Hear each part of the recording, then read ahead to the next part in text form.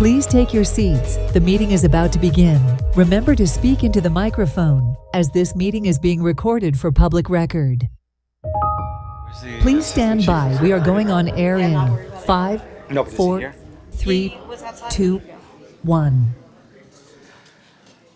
Welcome to our presentation and awards commission meeting. Thank you all for being here. It's nice to see so many people here for our awards. I always like to announce at the beginning that sometimes I do take items because of scheduling issues, but please do not take any offense if your item is closer to the end than the beginning. It does not go based on the awards. Certainly everybody here is worthy. So appreciate everyone being here. Do we have any announcements? It's really, Regis, I think this is the first time I've seen you in that seat of the city clerk. It is. So I just have a brief announcement, Mr. Mayor. The City Commission is physically present in the Commission Chamber at Miami Beach City Hall, 1700 Convention Center Drive, 3rd floor. Members of the public are invited to attend either in person or virtually. If you wish to join us virtually, you can log in using the Zoom app or visit zoom.us in your browser. You can also call 305-224-1968 or toll free at 888-475-4499. The webinar ID is 813-928-57671#. The Zoom link, webinar ID, and phone numbers remain the same for every commission meeting. Great. So now's the time I get to surprise someone to do the Pledge of Allegiance. And I'm going to ask our Assistant Police Chief, Daniel Margallo, to lead us. I figured you... Oh, sing it. That's true. You can sing it. Very good. Okay, here we go. Please rise. Place your right hand over your heart. I pledge allegiance to the flag of the United States of America and to the republic for which it stands, one nation under God, indivisible, with liberty and justice for all. Great job. Assistant Chief Margallo has a beautiful voice, which is why we're making the comments. We are going to call PA2.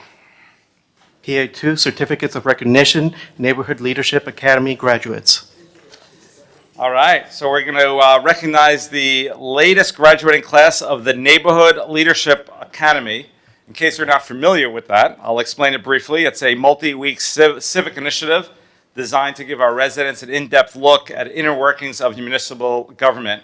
And over the course of the academy, participants meet with city leaders, department heads, studying everything about our city budgets, planning to public safety and infrastructure. By the end of the program, they're better equipped to serve as informed advocates for their respective neighborhoods. And we have some neighborhood leaders here. I'm trying to see a few. I see Ray Breslin. I see Tim Carr.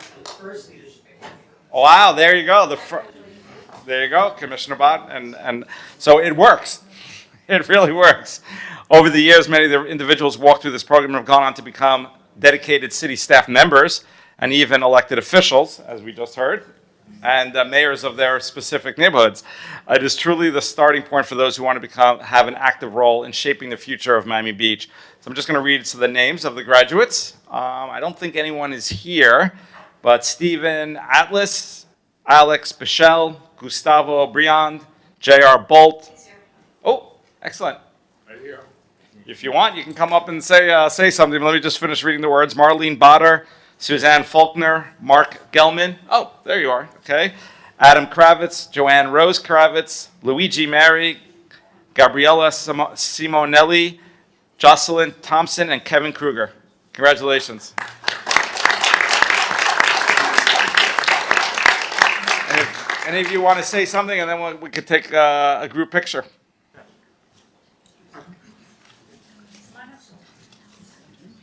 Okay, great.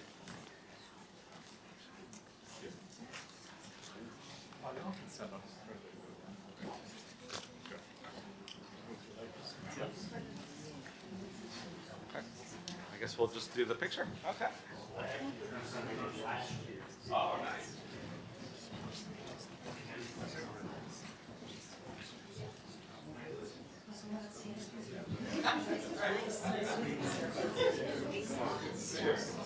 That's why you're here.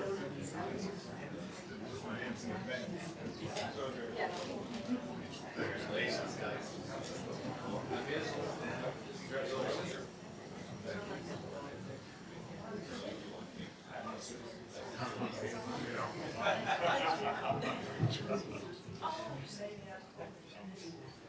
Okay, you ready? Look at this camera. 3, 2, 1. Okay, thank you. Awesome. Congratulations.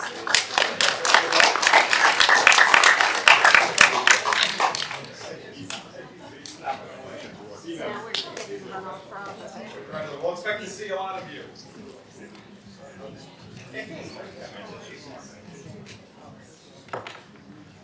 Mr. Mayor, while everyone's getting back to their seat, could I just say something about the Leadership Academy? So for those of you who have graduated from the Leadership Academy, I really thank you because it makes you better, more informed residents and advocates for what we all want as residents, because even though we're elected officials, we are also residents, and that came first.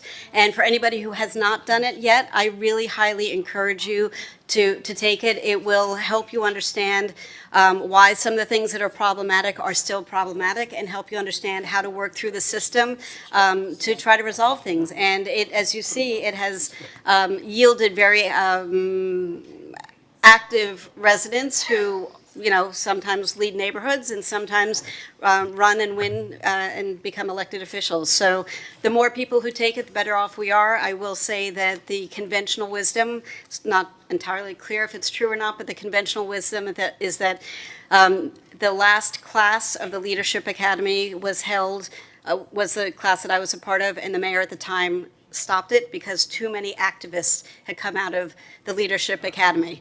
And it was reinstated in the last 2 years, I think. This is maybe the third class. So clearly we want outspoken activist residents advocating for all of us. So congratulations, and please tell your friends. Thank you.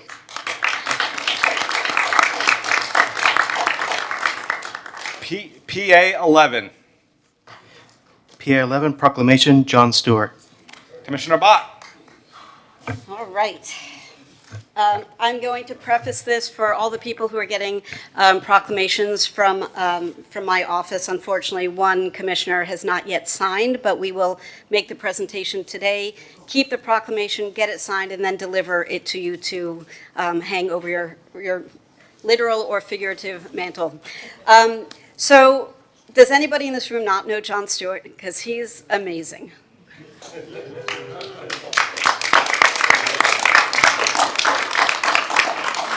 I have had the pleasure of knowing John Stewart for about 8 years or so.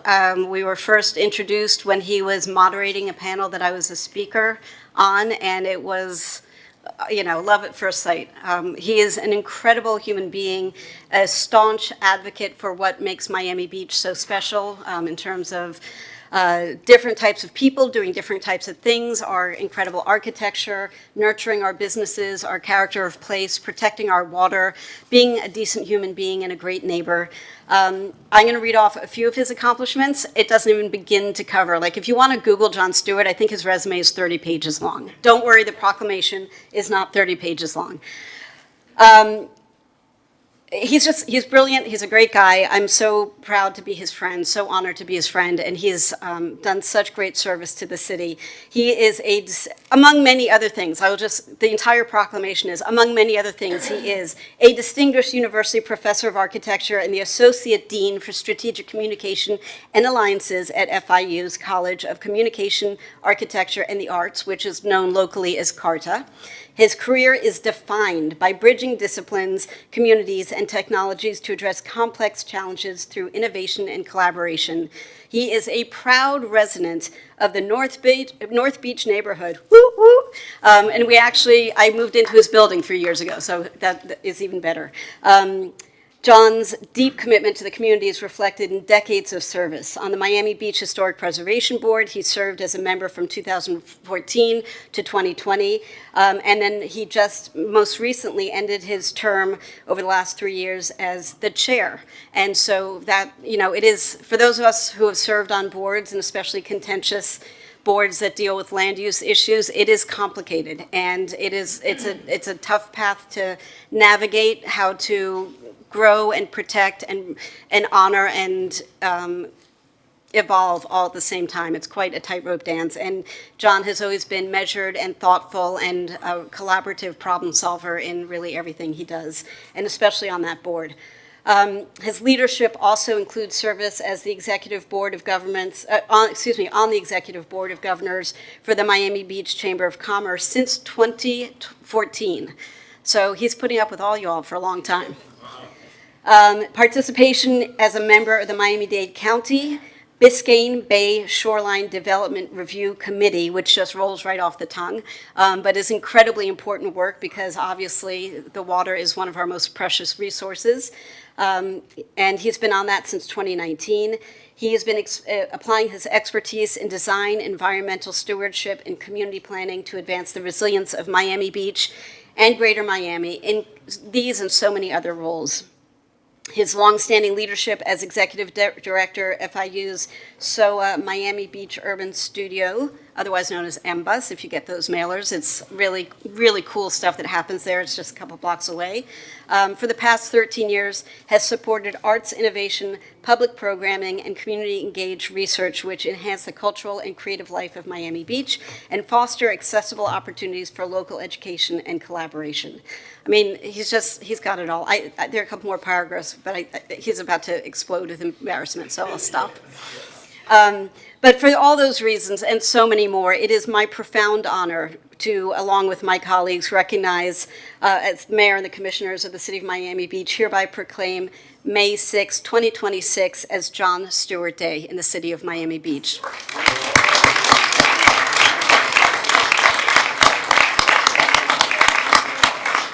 Come, please, yes, come up.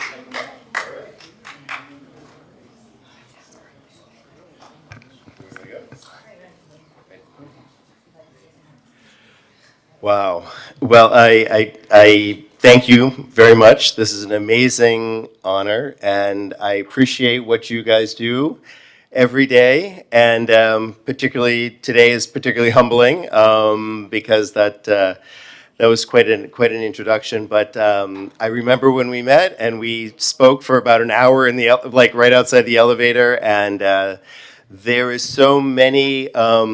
There are so many opportunities in the city to meet remarkable people, and I just thank you all for hosting this program where you recognize folks and help us to see. I'm always interested who the other folks are because I'd want to really hear what they're doing because there's so many great things happening in the city. So thank you so much. It's so great to see you. Great to see you, Nick. Nice to see you, everybody. Thank you.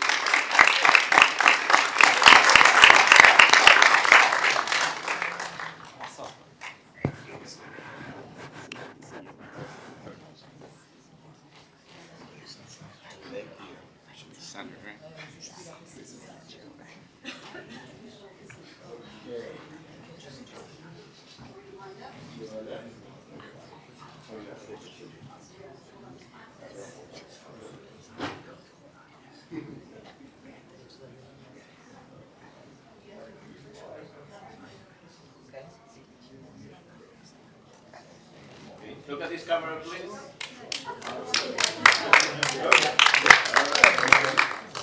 3, 2, 1. Okay. Thank you so much.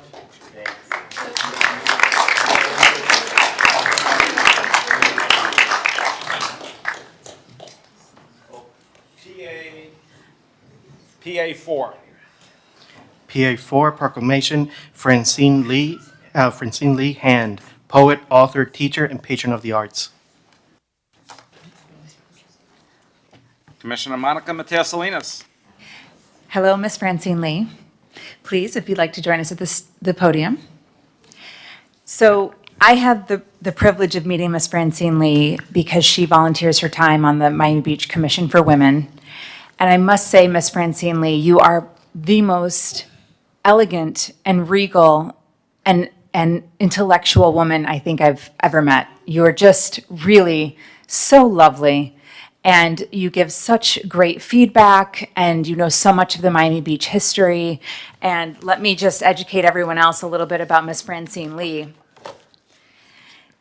She was born and raised in Miami Beach, earning her bachelor's degree from the University of Miami. After moving to New York City, she earned a master's degree in cultural anthropology from Columbia University.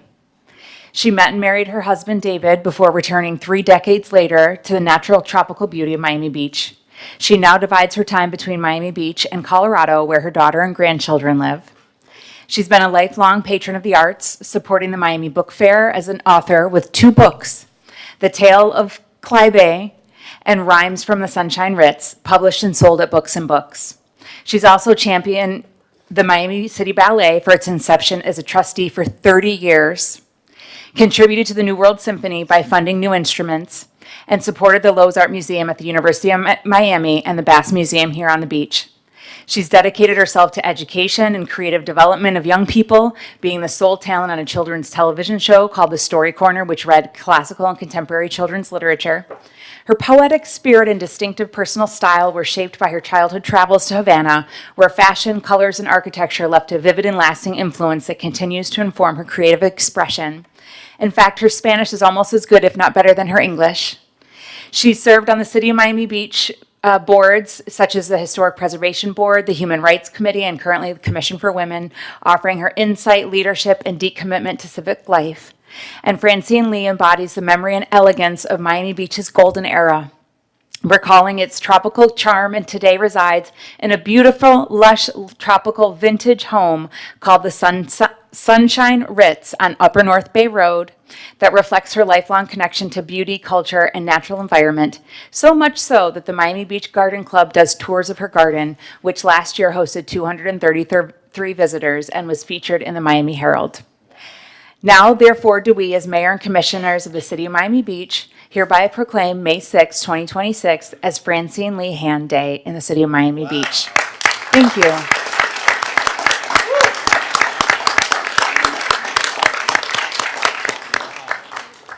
Thank you. This is a lovely idea for the city to honor people who care about our town. I love this little town. And thank you all for your leadership, your patience, and most of all, as David Attenborough said, not for your intelligence, but for your wisdom. Thank you. We finished? Yes. Thank you, Ms. Francine Lee. Thank you.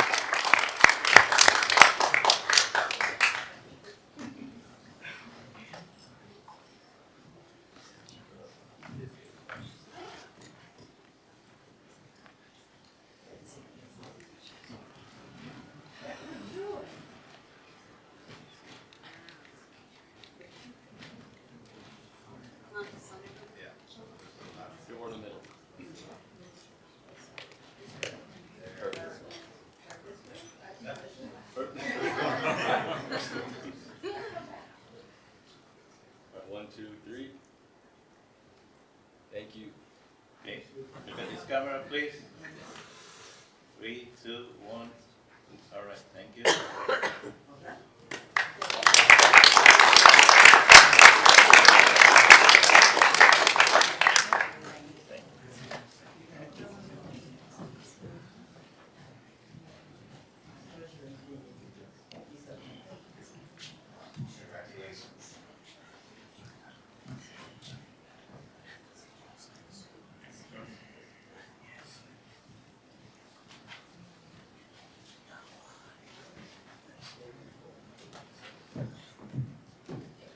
PA 16.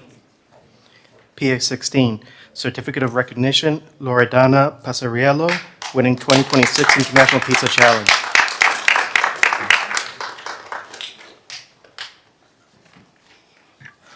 So it's, So, you know what? I usually speak first, or I actually want you to speak first. okay. This is, Thank I you. want people to hear it from you.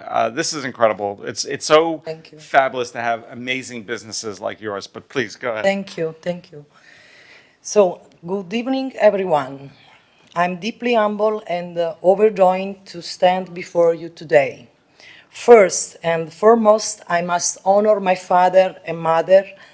Thank you for instilling in me the strength and courage to believe that I could redefine my life, transitioning from the world of accounting to the art of pizza making.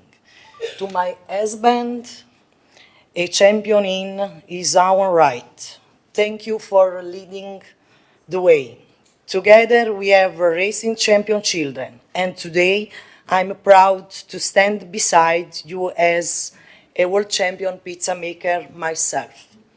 This week holds a special significance for my family as we embrace our journey as a proud American family. We have been captivated by the spirit of the Kentucky Derby. I want to extend my heartfelt congratulations to Cherie DeVoe for her historic achievement as the first woman trainer to win the race. While we both share the triumph of being female pioneers in our fields, I feel particularly blessed to live in what I believe is the greatest city in the world. We are fortunate to be guided by an extraordinary administration with the esteemed Mayor Miner at the helm. I'm immensely proud to receive this tremendous acknowledgement and this token of appreciation. My gratitude goes out to Mayor Miner and his dedicated team, as well as to my incredibly talented fellow competitor who push the boundaries of this craft every day. For my children, our loyal patrons alla Legenda, and everyone who is supporting our journey, thank you for your unwavering faith. Above all, I thank Almighty God for this blessing. I invite you all for visit us alla Legenda soon. I would be honored to make pizza for you. Thank you. Sorry, my English. No, excellent.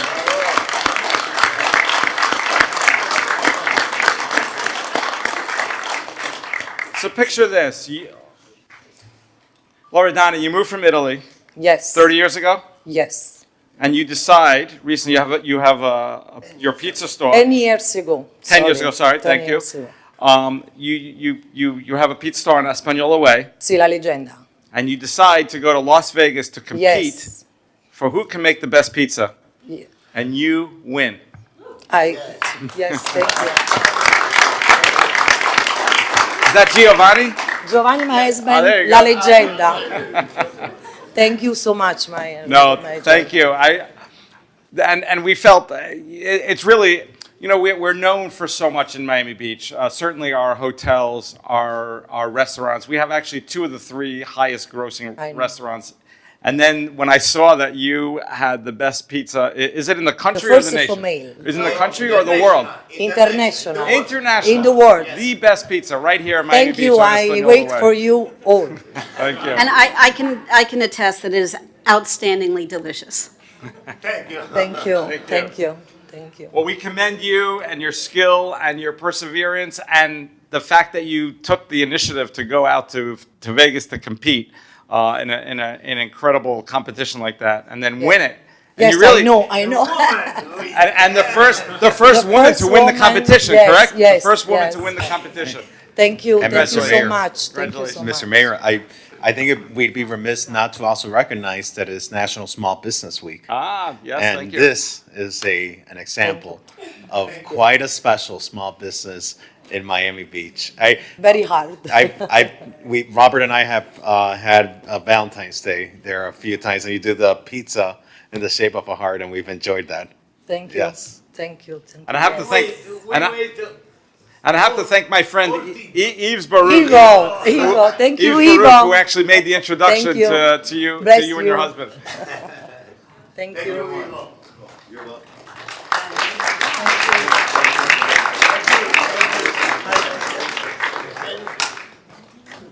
Yeah.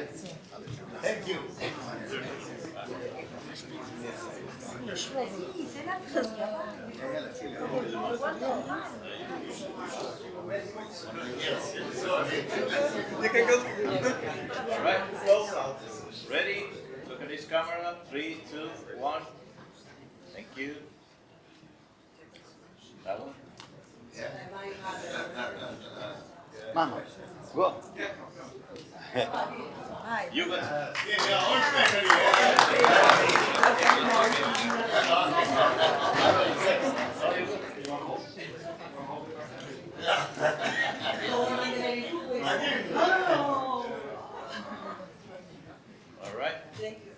Ready?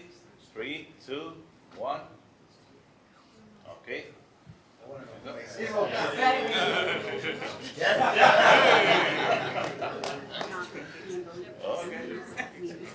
Ready? Look at this camera. 3, 2, 1.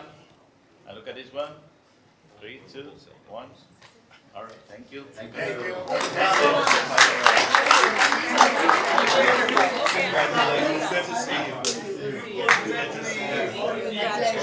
Congratulations. Yeah, amazing.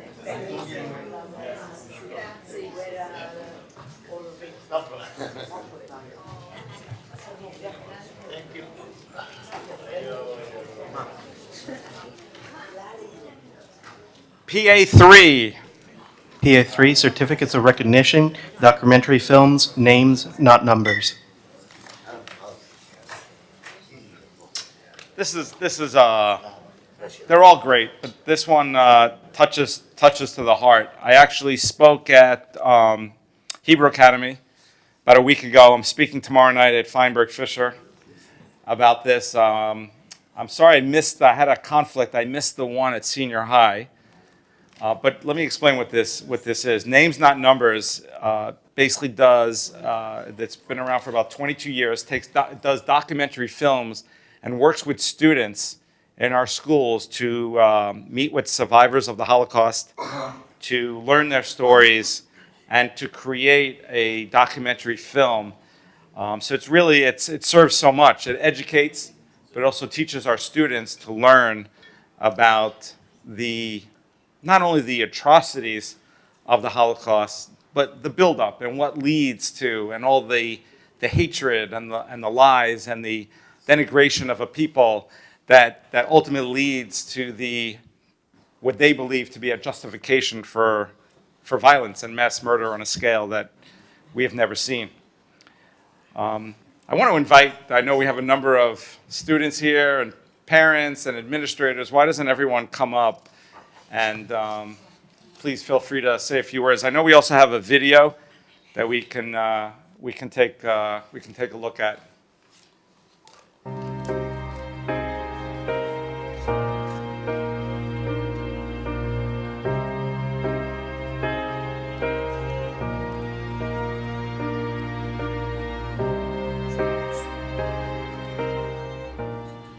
Tell me a fact and I'll learn. Tell me a truth and I'll believe. But tell me a story and it will live in my heart forever. The Names Not Numbers Oral History Film Documentary Project is telling the story of the Holocaust for the world to hear. I don't know if I've ever met somebody who's been through so much tragedy. I want to learn about his story. I want to learn how he got himself through that. I have mixed feelings, I'm really nervous, but at the same time I'm really excited. I was born 1924 in Poland, Giedlinsk, and we were so happy. Our family had been living in Vienna for over 300 years, and they realized how bad things were only particularly late. The day the Germans occupied Amsterdam, I can still hear the goose-stepping in my head. My childhood ended when I was 4 years old. We were on the road and the Luftwaffe, the German Air Force, was strafing us constantly.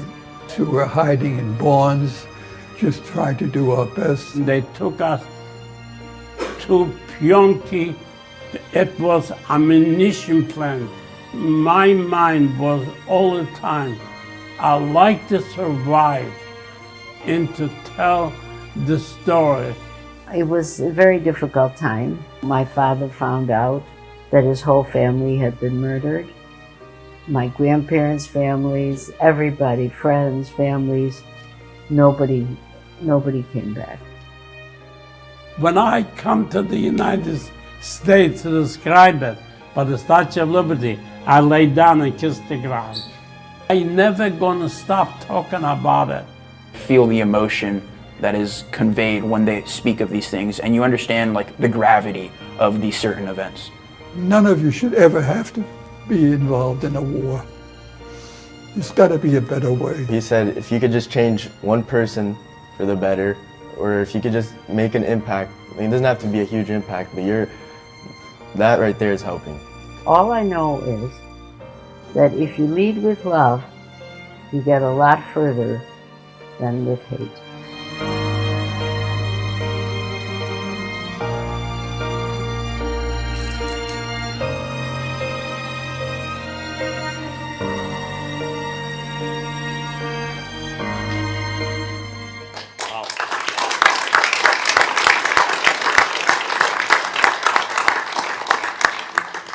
Where's Alan Hall?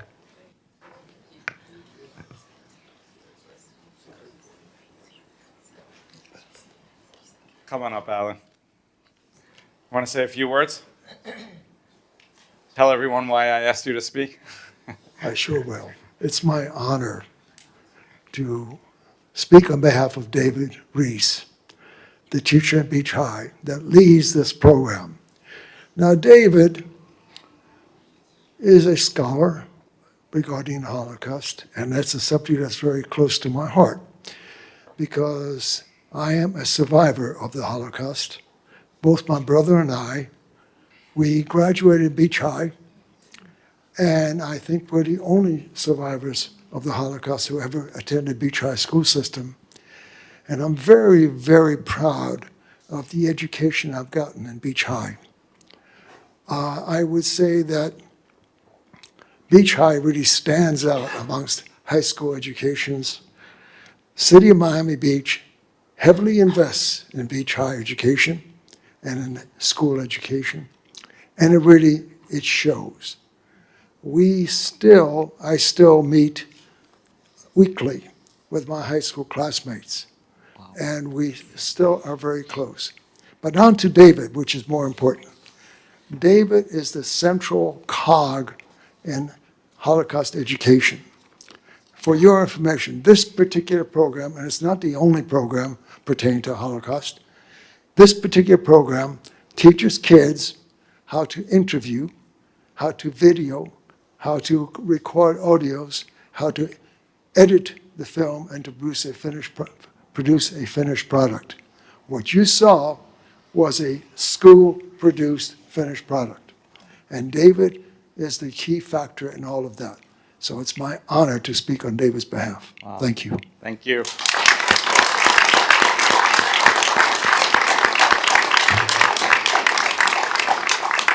Beautifully said. And Miami Beach Senior High, Feinberg Fisher, K-8 Center, Hebrew Academy, Nautilus Middle School are participating. Miami Beach is one of the main sponsors. And, you want to come up and... I wanted everybody to come up. Please, everyone should come up. Can I just say one thing because I wanted to thank you for recognizing us, Commissioner Mateo Salinas, Commissioner Bott, Mayor Minor, Commissioner Fernandez, who came to our presentation, and to everybody on the board. And didn't expect Mr. Hall to speak in that manner, right? But I appreciate it. The honor should really go first and foremost, I think, to the eyewitnesses who are speaking day after day at the Holocaust Memorial across the street, or to students in schools for film productions like this. I don't know if people realize it, but Miami Beach does a wonderful job of making sure that people understand what happens when we lose our democracy. And it's on account of this history that we should know better now, and we're trying. And I just appreciate this board for always supporting that. So yes, we have, I think, some people from also Feinberg Fisher K-8, where the film was made this year, and Nautilus Middle, and also Hebrew Academy. And I believe the City Commission went a long way in supporting this project. So thank you very much. Thank you.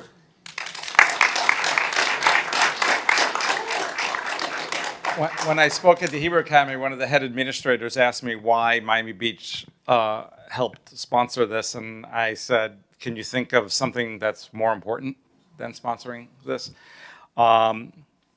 Commissioner Bott. Thank you, Mayor. I had the honor of seeing the film at the high school, and I thought it would be, obviously it was going to be interesting. As I mentioned at the Holocaust Memorial, I've been a,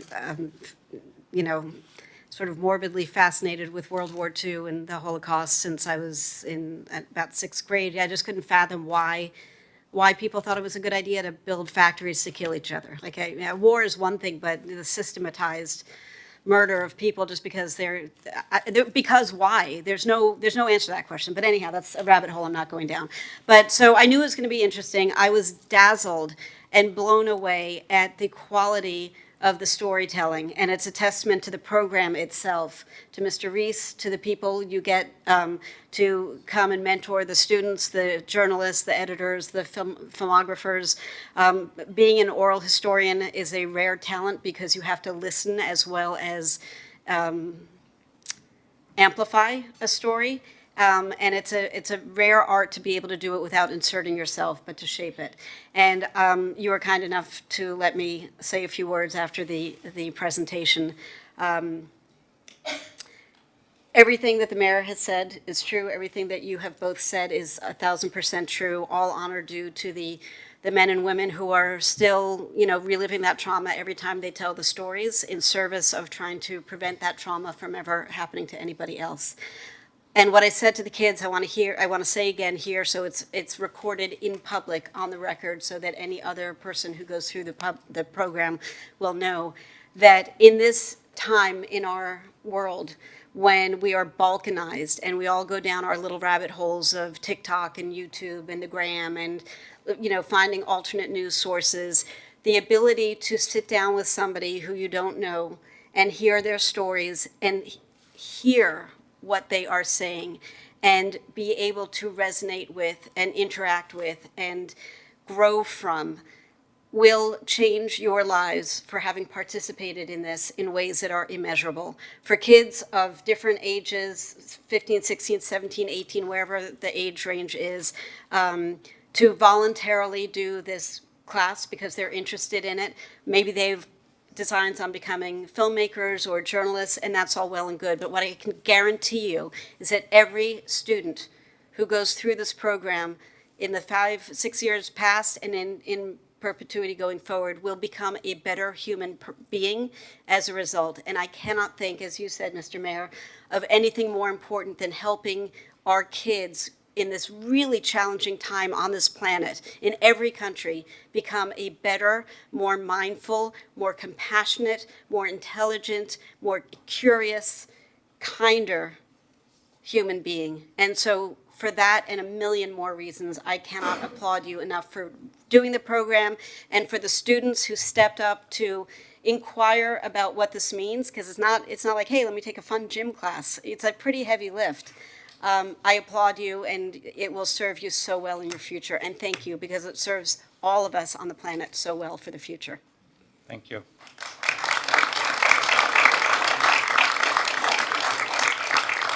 I'm gonna put you on the spot. Any of the students want to speak? All right. Let's do a picture. If you change your mind, you still got another minute.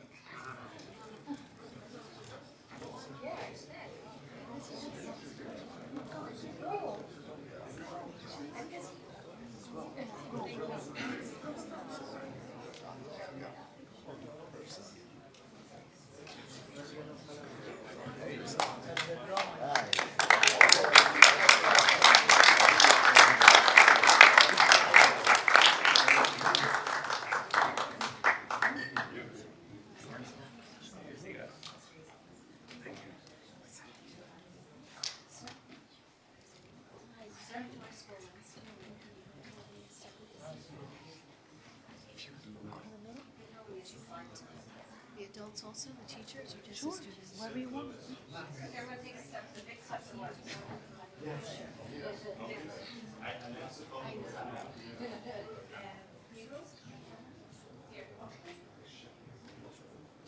If everybody can shift towards the center. Thank you.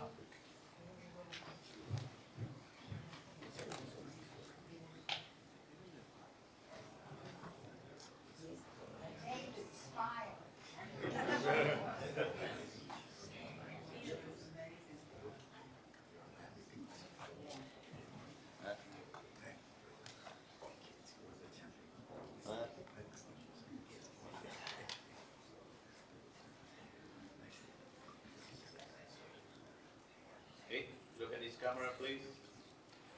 3, 2, 1. Okay, thank you.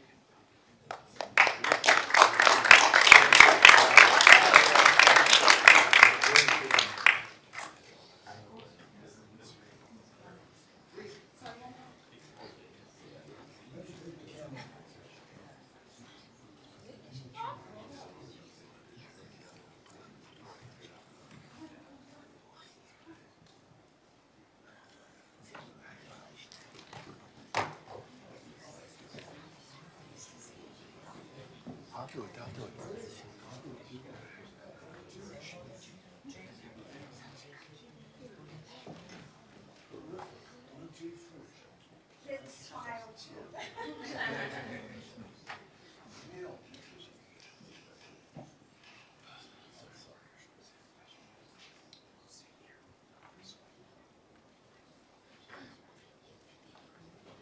Okay, look at this camera again. 3, 2, 1. Thank you.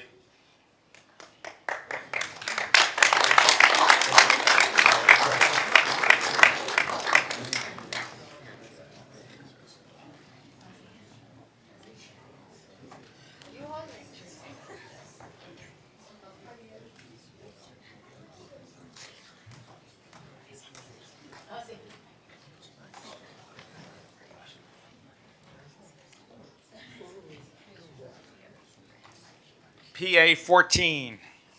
PA 14, proclamation, Assistant Chief of Police Daniel Morgallo.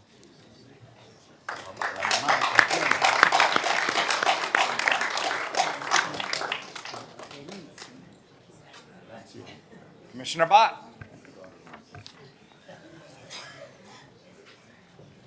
Danny, Assistant Chief. I was going to get a whole band here and really put you on the spot. So I think you heard earlier in this evening's presentation that Assistant Chief Morgallo has a beautiful singing voice, and he has graced the city on multiple occasions, singing the national anthem and leading us off with great dignity and honor, and also on key. So it's pretty impressive, because that's not an easy song to sing. But he also plays in a rock and roll band. So, you know, he's like straight-laced cop here, and then lets what used to be his hair down on the weekends. So, you know, pretty cool. What's that? No, I mean, listen, he's worked here for 30 years. He used to have a lot of hair. So listen, with every change, shifts happen, and the wonderful news of us keeping Chief Jones in his current role for another 2 years led to some decisions that Assistant Chief Morgallo had to make, and our loss is Deerfield Beach's gain. He is going over to become their chief of police, to create their police department. Did I just?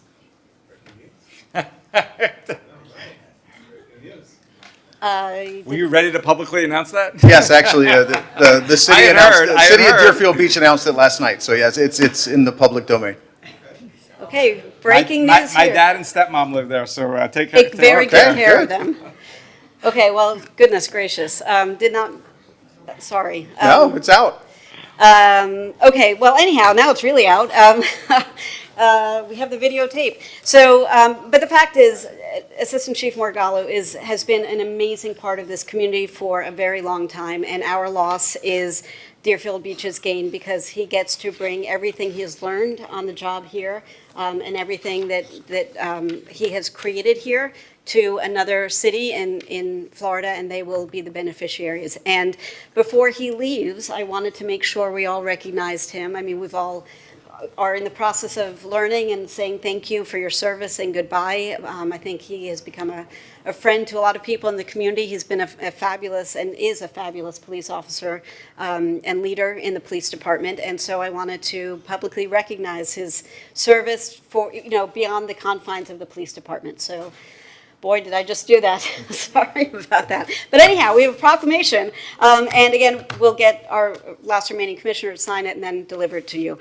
Can I just say a quick Yeah, word please. before you, Yeah, absolutely. So, congratulations, first of all. You have been a great resource to me personally, but certainly to our police department. And I give, it's sort of like the military when it's a team game, and the fact that another city has chosen you shows a tremendous amount about our police chief, Wayne Jones, and our police department, that they realize that we're doing a lot of things really well here in Miami Beach, and obviously they'll be the beneficiaries of it. But I think it's great for our city, for their city, and I know even though you're a big loss, we have a deep bench here, and we're going to continue to be one of the leading police departments. But this is about you and what you've offered and done for our city, and it's more than just your voice. Obviously, you rose the ranks. You were recently honored by an organization that Rabbi Mendy Decker is involved with, the Friendship Circle, which again shows you outside of your job, you're offering so much back to the community. So you'll be missed, but congratulations. Thank you, sir. Sure. Commissioner Monica Mateos-Salinas. Assistant Chief Morgallo,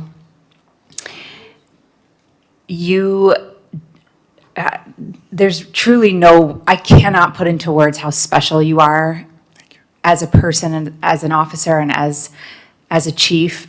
And you are everything that a police chief should be. I mean, you're just incredibly talented, incredibly responsive, incredibly informative. Every single time I've called you, you've picked up, and I appreciate that, and that's exactly who you are, and it's been a pleasure working with you and getting to know you, and you will be missed here in the city of Miami Beach. So congratulations and best wishes to you in the future. Thank you.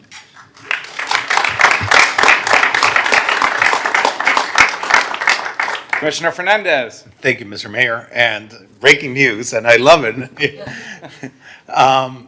Actually, I don't love the breaking news, but I loved it for you. Thank you. You are a tremendous leader.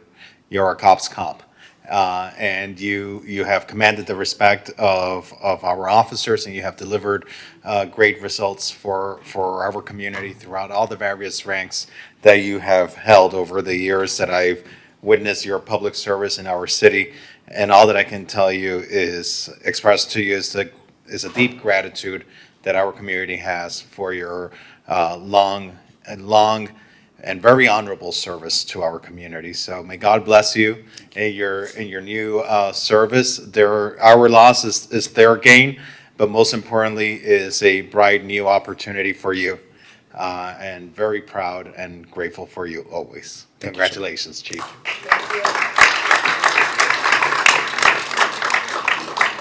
If I could just say a few brief words, Assistant Chief, you have been a stellar example of what a police officer and a commander in this Miami Beach Police Department should aspire to.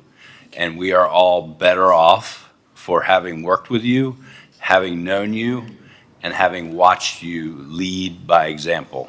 So you will be missed. You will always have a home here in Miami Beach. Thank you. And we appreciate you very much. Thank you, sir. So before I turn it over to you, I'm going to make you squirm just a little bit more. I will say that I did not know you at all before I started my campaign in 2023, and you were one of the first police officers I had met on the campaign trail, and you were so kind and gracious and welcoming, and it's intimidating. Everybody on this dais knows what it's like to run for office. Where's Luigi? He's running again this year, and it's not for the faint of heart. It is an intimidating thing to put yourself out there, and you were so kind. I know with me, and I'm sure with everybody else, and that just speaks to who you are. And the good news is Deerfield Beach, it's not even in Jacksonville. Like, it's so close. You'll be down here in March. When we need some extra support, we'll be like, Danny, bring your boys down, bring your girls down, bring your trucks down, we got you. So, it's a little bit further apart than we would like, but you're still and will always be part of the family. So just for those folks in the crowd, it's complicated running a police department here because we're 82,000 full-time residents here right now. And on any given Sunday, we're 500,000 people. And we have about 12 million people coming through a year. And so imagine, like one day on Tuesday, you're like a normal small town on a beach, and a week later on a Saturday, you've got the Super Bowl host party here, and it's a different, it's different than most police officers' careers, and so it's a real challenge and a real opportunity. And your leadership has been defined by operational discipline and accountability and commitment to officer safety and resident and visitor safety, and you are exemplary in guiding the department through major modernization efforts. Like so many acronyms, I can't even explain them, but the body-worn cameras that make sure that everybody's doing their job correctly, and if there's any issue, I mean, that's like the most accessible thing for all of us to understand the body-worn cameras. And there's, the drones that we just started using in the last couple of years, which keep our police officers safe because they can go into a hot zone knowing what they're facing, and so it is a much better outcome, and you're not going in blind, not to mention our residents and our businesses and our visitors. FEMA certified master exercise practitioner with over 17 years experience developing and facilitating preparedness exercises across local, state, and federal partners, which doesn't sound like a big deal until you're in the middle of an emergency, a hurricane evacuation, and it's good to know that somebody here knows how to do things. And thankfully, many people on our staff at City Hall and in our police and fire know how to do things. But these are serious professional qualifications, and not everybody chooses to advance their knowledge base and put it into practice. And again, it speaks volumes about who you are and how you proceed. And beyond all those things, and I mean, again, this, like John Stewart, you could go on for days about all the things that you are doing here. But, in addition to the Friendship Circle, which touches on what comments I made about kids learning to be mindful and navigating this complicated world, another thing that you have done is you've been an incredible advocate for neurodiversity and inclusivity for public safety. And that is something that we all as a world are trying to navigate as we learn more about it. So it's super important. Advancing the mission of Autism Speaks, championing inclusion across the board, and partnering with University of Miami Center for Autism and Related Disabilities to deliver autism identification and awareness training for first responders throughout the city, so that if somebody is acting a little squirrely or unusual in some way, instead of people having a negative reaction thinking, oh, this person is crazy or dangerous, you can recognize the signs and say, oh, this person needs to be approached differently. And that is incredibly important. So we could go on again for days, but I won't. I am going to make the proclamation, then I'm going to turn over to you two fine gentlemen. So we proudly recognize all the service you have given to the city, your family and loved ones and friends have given by extension. So, with slightly broken heart, now, therefore, do we, as mayor and commissioners of the city of Miami Beach, hereby proclaim May 6, 2026 as Assistant Chief Daniel Morgallo Day. All right.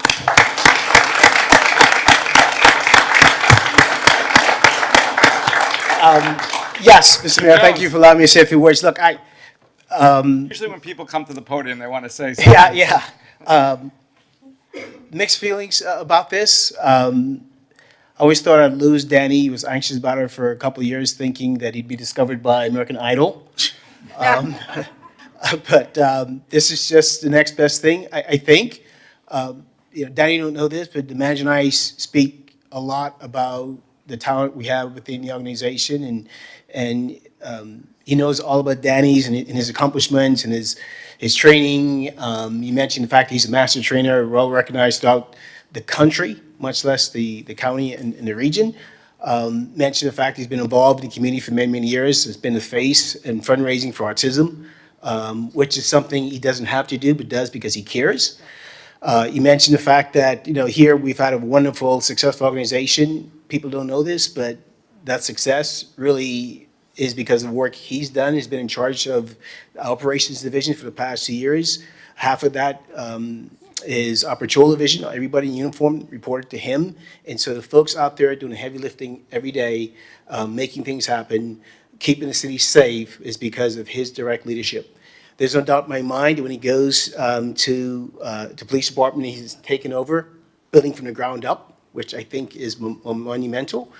There's no doubt in my mind it's going to be a well-run police department, and I think he's going to produce executives like himself, people who will lead other police organizations throughout the nation. So, Danny, thank you. I'm proud of you, and God bless. Good luck. Thank you, Chief.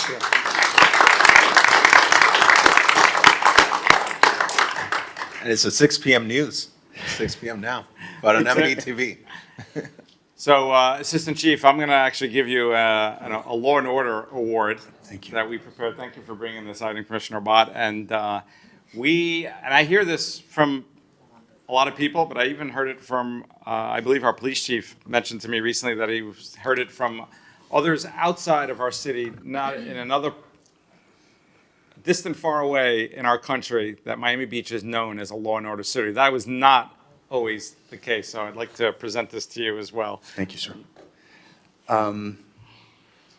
Mayor, I'm going to try to get through this without getting emotional, but it becomes difficult when you spent literally half your life serving a community and doing it at the highest level possible, wanting to be as good as you can at your job, because you feel that sense of responsibility to the community, to your peers, to the organization.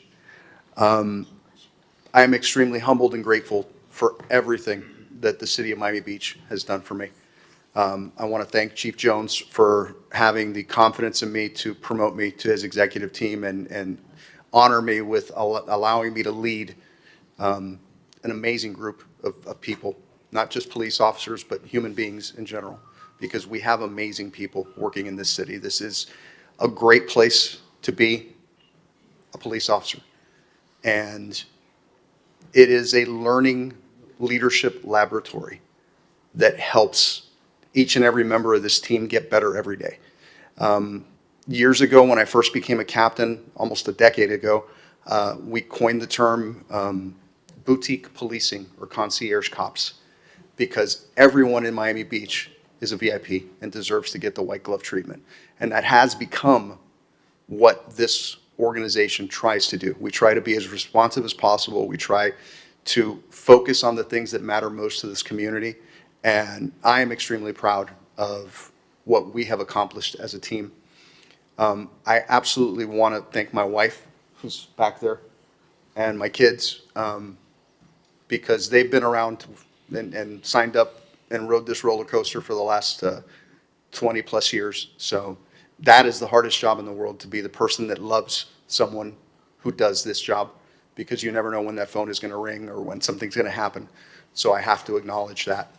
And I'm just humbled and grateful for everything that I've learned, for every opportunity that I've had here, and excited at what the future holds and what we can do with the new Deerfield Beach Police Department. Thank you so much. This is always going to be home. It's always going to have a special place in my heart. And every corner and every building has a memory of something that I've experienced over the last almost 27 years. So thank you.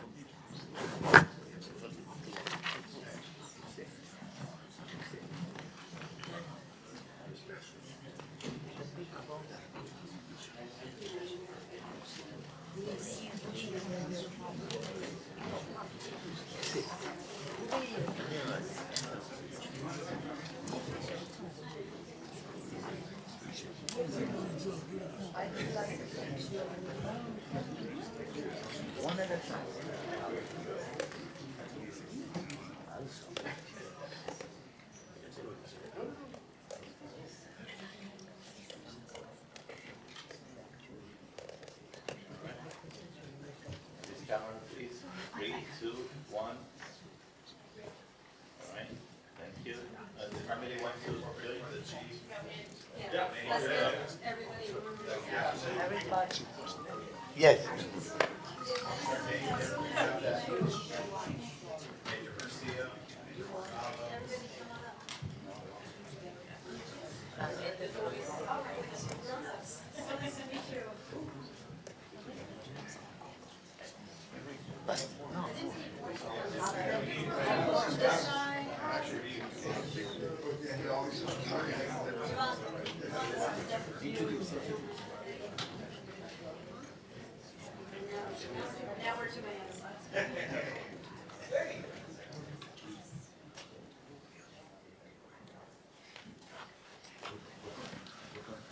This camera, please. 3, 2, 1. All right. Now this one. 3, 2, 1. All right. Thank you.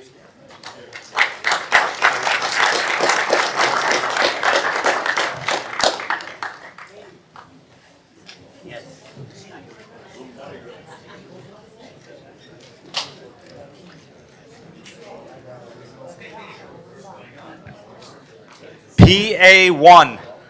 PA1 proclamation, Dr. Gershon Fink, Community Preparedness and Volunteer Service. Dr. Fink, come on up. So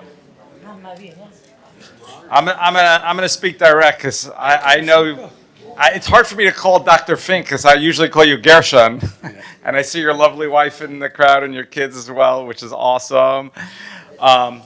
So let me just tell a quick story about Dr. Fink. Literally, almost every time I run into you on the street, in synagogue, you have an idea. You're telling me an idea about how to save people's lives. And obviously I want to hear from you, but you've done so much. First of all, you're a part of our emergency system here in Miami Beach that you volunteer for, the CERT. You're a physician. The Stop the Bleed, which before I was ever even involved in municipal government, I was attending your classes because God forbid if someone is in an emergency situation that you're teaching people how to stop the bleeding, to be able to stall enough time for emergency help to arrive. But I always hear talking about hurricanes or emergency situations. So thank you. Thank you for what you do, for what you offer. And what's incredible is you've probably saved lives that you don't even know about, because obviously once you teach someone, you don't know where that carries it on. So thank you for being such a respected member of our community, and that all you've done. I didn't even get into during COVID that you were fielding calls all day long. There's so much, but thank you for who you are. My pleasure. Thank you very much, Mayor Steve Miner, and all the incredible people who lead this city that we love so much. I really, truly thank God for putting me in a position to have the privilege to service back to the community. All my children were born here. My wife and I built our family here. I have a couple of my kids here. Talia actually just finished a CERT class here with emergency management, so she's one of our newer CERT members here. Want to give a special thanks to my wife, Miriam, especially during COVID, but also throughout the years. Really, she's the one that not just is okay with me just disappearing or just leaving on short notice, taking emergency volunteer flights to different countries, bringing people home to Florida who are stuck in different places. But she's not just okay with it, she's the one that actually pushes me to go. And she motivates me a lot. So special thanks to Miriam. Special thanks to my kids, Ethan and Talia, and all the kids who are out of the state right now. But it's really, truly a pleasure to be servicing the community here in Miami Beach. And I just want to mention also that my mentor that I really ask for every step along the way when I do things, Robin Jacobs is here. And I just want to give her a big thank you also, because she's an incredible person that I really look up to. So thank you very much. You beat me to it. I was going to mention Robin and Dr. Baruch Jacobs are here, so yes. So I'm going to read, this is a long proclamation, and I mentioned some of it, but I'm going to read the last 2 paragraphs. Okay, thank you. Dr. Fink's dedication to life-saving care extends from the skies to our local streets, serving as a flight physician for Hatzalah Air. Now, if people don't know, Hatzalah is a volunteer ambulance service, but they also have airplanes that people who are in critical medical need cannot travel through routine flights. Hatzalah Air offers that service. Hatzolah Air on complex international missions for critically ill patients while simultaneously providing vital emergency medical services through Hatzolah, South Florida, and Miami Beach. Through his exceptional medical expertise and tireless service, Dr. Gershon Fink has played an essential role in making Miami Beach a safer and more prepared community, and the city of Miami Beach recognizes him for his profound impact on the health and safety of our residents. Now, therefore, do we as the mayor and commissioners of the city of Miami Beach hereby proclaim May 6th, 2026 as Dr. Gershon Fink Day in the city of Miami Beach. Thank you.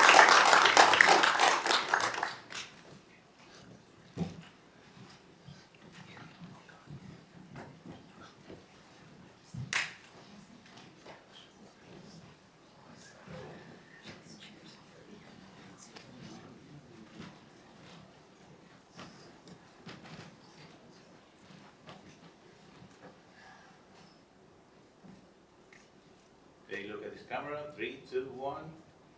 Okay, thank you so much.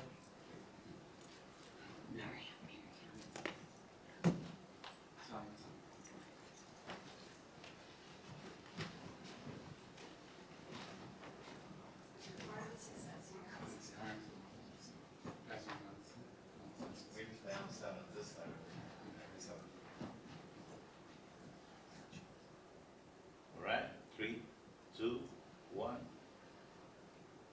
Thank you.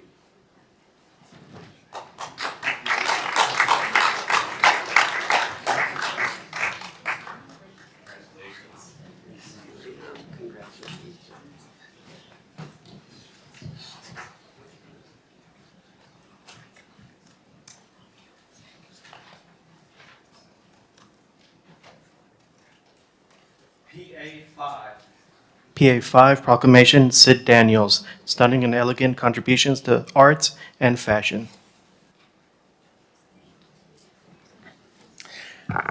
Good evening, Mr. Mayor. Yes, thank you, Commissioner Fernandez. Thank you. And Sid, if you'd come and join us at the podium, and it's my honor to present this proclamation tonight to Sid on behalf of our colleague, Commissioner Laura Dominguez, who unfortunately isn't able to join us today. But Sid's work is so uniquely Miami Beach. It's vibrant, it's expressive, it's glamorous, it's architectural, it's full of personality, and all you have to do is follow his Instagram page to realize that his art captures the spirit and the energy of our community in such a beautiful and distinctive way. And Sid has been a longtime member of our community through decades of artistic achievements, exhibitions around the world, and contributions to Miami Beach's very creative and artistic identity. Sid has helped enrich the cultural fabric of Miami Beach and remind us of how important the arts are to the soul of our city. Sid, I want to congratulate you on behalf of Commissioner Dominguez, who really wanted to be here today, to thank you for your contributions, for your ongoing art exhibit at the Jewish Museum. At the Jewish Museum of South Florida. If you tell us a little bit about your exhibit. Well, my exhibit is it's work that I created in Miami Beach. I tried to reinvent myself when I came here, but in 2009, through the present, I created a body of work that's very contemporary, and I really concentrated on that during the last 20 years. And it's an honor to be honored here by all of you and recognizing me. I'm just like speechless and don't know what to say. Well, I have to tell you, the art that you post on Instagram, your page is one of my favorite pages to follow, and I constantly comment on what you put there, because it really is reflective of architectural art, but also the inspiration on Art Deco. It's architectural, it's geometric, and it really is beautiful. It picks up on so much of those sculptural lines of our Art Deco community and the mid-century modern design that you so vividly display in your art. And I want to thank you. Thank you for elevating us and for your cultural contributions to Miami Beach. And on behalf of my colleagues that are present here today, on behalf of our community, but most importantly, on behalf of Commissioner Dominguez, who truly wanted to be here today, it's our honor to declare May 6, 2026, to forever be known as Sid Daniels Day in the city of Miami Beach. Thank you very much.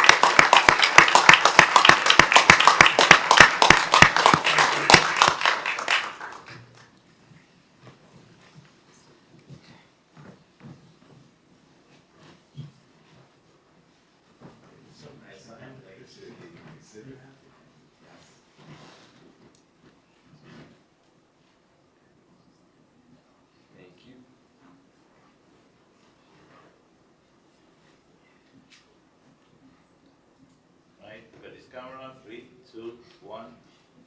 All right, thank you.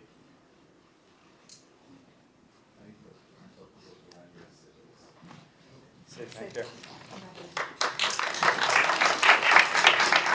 My exhibit is running from now through August the 30th for anybody who wants to come. I think you'll really enjoy it. I have 40 paintings and illustrations from fashion and Art Deco inspired. I think you'll really enjoy it. That's at 301 Washington Avenue. Nice. Thank you, Sid. PA 6. PA 6 proclamation, Tim Carr, exceptional civic service and athletic prowess. Commissioner Fernandez. Thank you, Mr. Mayor. And again, it's such an honor to present this proclamation tonight. I think not only to a friend, to all of us, but to a leader that so many of us admire, because Tim truly represents something special about our community, combined with your professional success, your civic engagement, your neighborhood advocacy, but you're also your personal discipline into a life of service and of positive impact, whether it's helping advance important environmental and neighborhood issues, or representing our city in athletic competitions around the country and around the world. You do so with energy, you do so with integrity, and truly a very collaborative spirit always.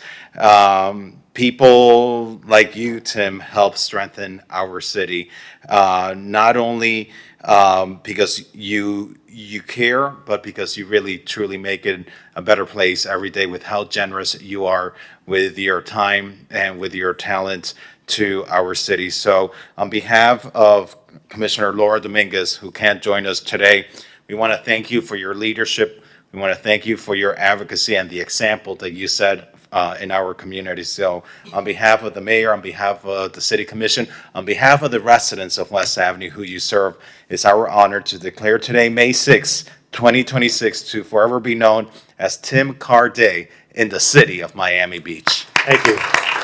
Again, it's a real honor and a real pleasure. Again, I can't tell you how much I've enjoyed over the last several years working with you all, because again, you all are strong advocates and really listen to where we're trying to go as a community. At the same time, I also want to recognize my husband, Bill, because during all this advocacy and time of volunteer effort, it does take away from other things.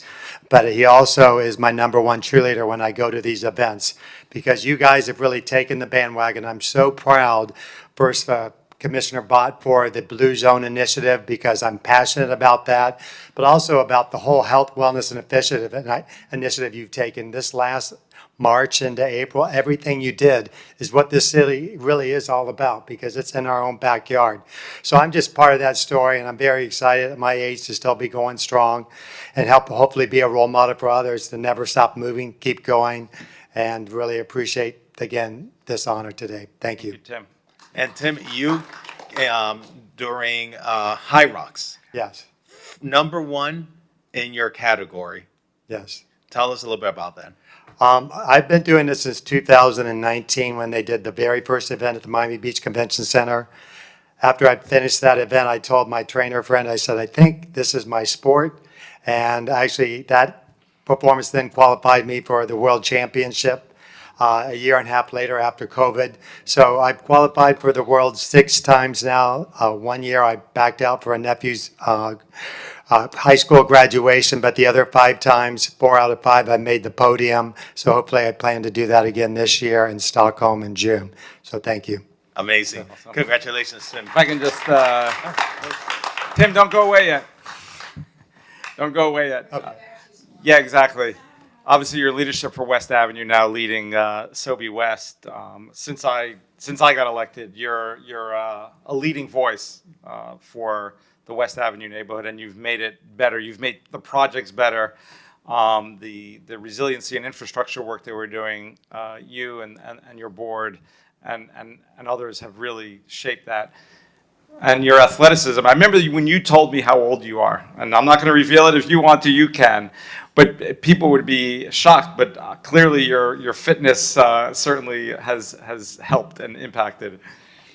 So thank you for that. And it was a lot of work. And thank you for recognizing all of us and for the obviously you mentioned Commissioner Bott for the Blue Zones and the leadership we all took in bringing those events. But it really is a big part of residents like yourself who had such a focus on fitness and health and wellness that I think shaped what we've been able to do as a city. So kudos to you. Thank you. Let's keep the momentum going. That's it. Commissioner Monica Mateo Salinas. Tim, real quick, I just want to say that I'm just so impressed by you and how organized you are and how much you give to our city and your leadership skills. And frankly, I'm a little bit jealous of how fit you are. Someday I will get to your level. Not yet. It'll take me a couple more years, but you're such, I look up to you so much. I mean, you're really, truly someone who's just, you represent Miami Beach and our community and so well. So thank you so much, Tim, for all that you do for the residents of Miami Beach. You are what make this place so special, and thank you for your leadership. Thank you. Mr. Mayor. Very kind. Oh, Commissioner Bott. I mentioned that Assistant Chief Morgallo was the first police officer I met when I was running for office, and I think you and some of your board members at the time were the first activist residents who I hadn't already known through my activism, who I met with to sort of test the waters. And you were so well prepared on the issues and so direct and so magnanimous. There are things, when you run for office, you don't know all the things about all the things. It's just ridiculous. There's no way, even as an elected official, it's hard to know all the things about all the things. And so it was part education, it was part encouragement, it was part, getting to know each other and trying to gauge the character of the people in front of us. And I think we've developed a really wonderful friendship and working relationship as a result. And I echo everything my colleagues have said. And I will say, as in marketing, you are taught rule number 1 is never overpromise and underdeliver. So I just want everyone to know for the Blue Zones, results not guaranteed. I'm just saying. We're not all going to end up being Tim Carr in terms of fitness, but you should be our mascot, because Blue Zones is so much more than fitness and exercise, but it's engagement and community and building things around you through people and passion and care, and that embodies who you are. So thank you for being you, and thank you, Bill, for putting up with all of us. And I have to say, at the end of the West Avenue project, we'll be recognizing Tim with an honorary general contractor and projects manager license. Thank you. All right, let's take a picture.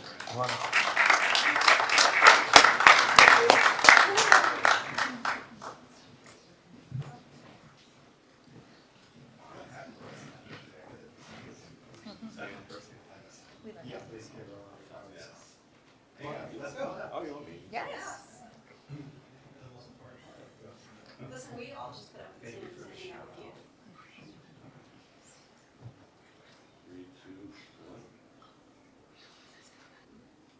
Thank you. Okay, look at this camera. 3, 2, 1. All right, thank you. All right.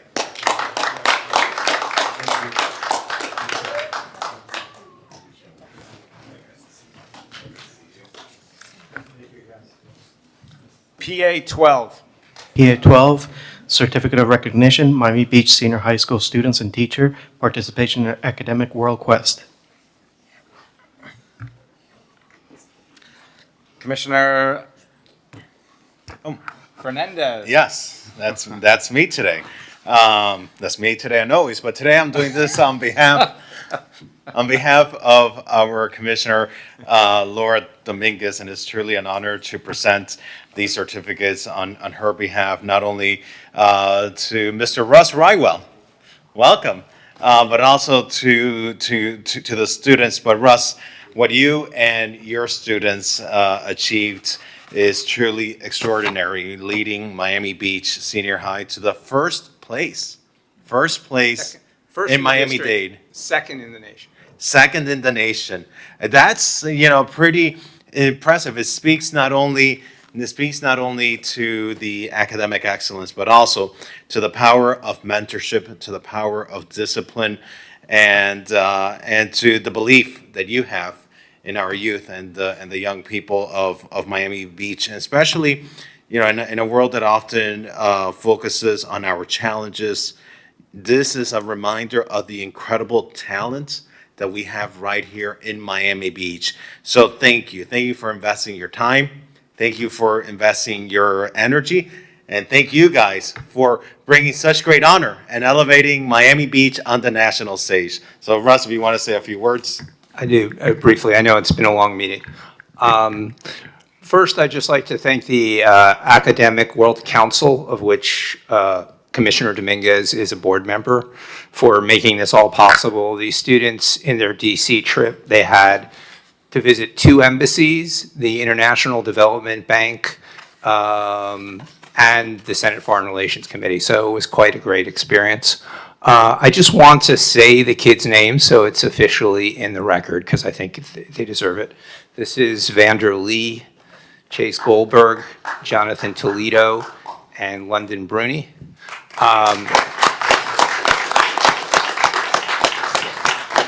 I won't go into the details of the contest, but at the national level, there are teams that have been practicing since November and studying. And if you remember back in school taking tests, I gave these guys over 20 practice tests. They took tests in the Financial Times. They wrote tests for each other. They did detailed handwritten notes, and they came from behind to finish second in the nation. So I think that's pretty darn good. Now, Russ, let me ask you this. Last year, they participated as well last year. Yes. But where were they last year? Last year, we won Miami-Dade, and we finished about halfway up the ladder at nationals because we had never been there. And for this year, to be second in the nation, that is quite an accomplishment and something to be incredibly proud of. Such big congratulations to each and every one of you. Thank you. Commissioner Mateo Salinas. Oh, do you want to speak? Yeah. Oh, okay. Right. We want to hear from you. Mr. Vanderlee. So I stood here about a year ago as a shaggy-haired sophomore saying that we were going to come back and win the district again, and that's what we did. So I'm really honored to receive this award from you guys, Laura Dominguez, Mayor Minor, and the committee in general. And, I just want to say the same thing as last year. We're out to win next year, and we want to come for even more glory in the nation. And I really want to thank my teacher, Mr. Rywell. I really want to thank, Miami Beach Senior High, Mr. Terosian, and just the public education and the school system for giving me such opportunities to grow as a person. Thank you.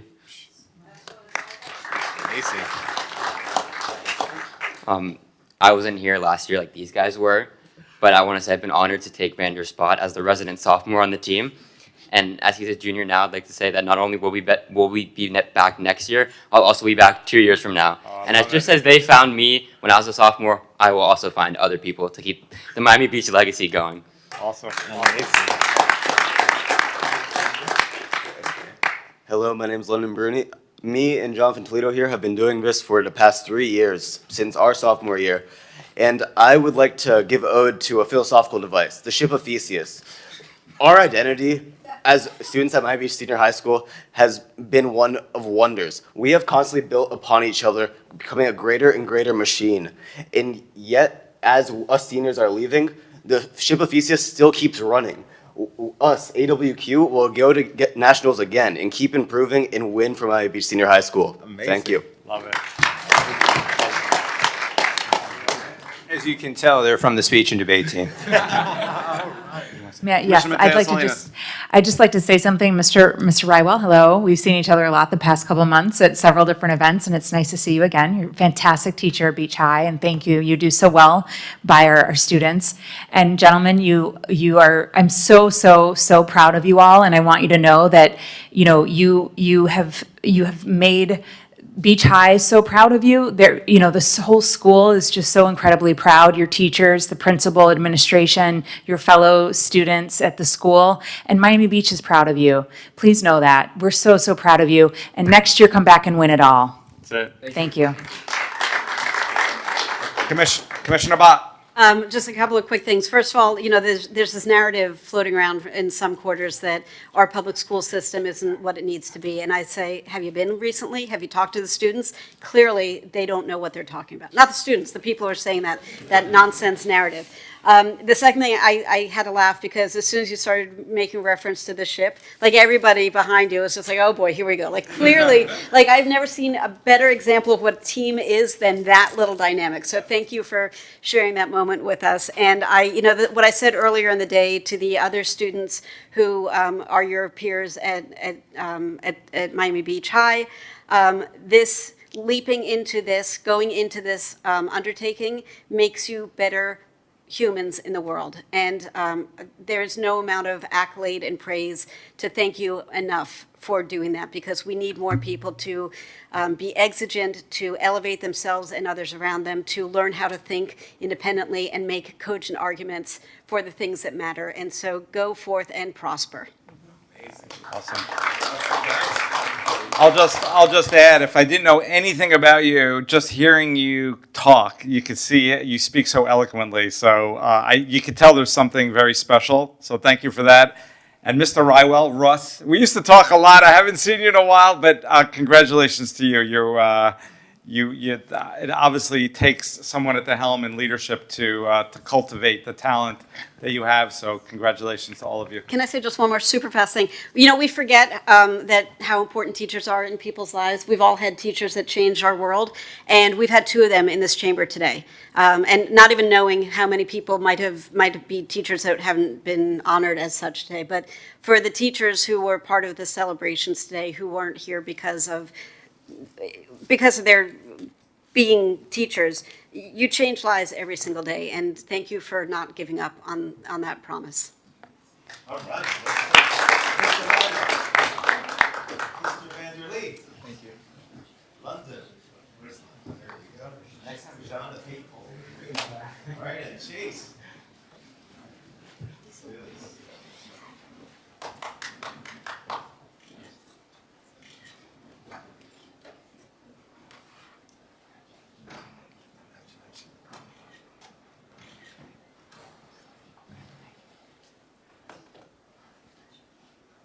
Okay, look at this camera, please.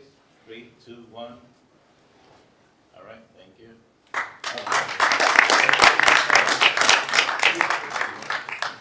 Mr. Rywell. Thank you, sir. Congratulations. PA 13. PA 13, proclamation, Japanese restaurant, Katana, commemorate North Beach staple since 1993. Commissioner Mateos Salinas and Commissioner Bott. Join me. I'll join as a co-sponsor of that. Sure, throw me in too.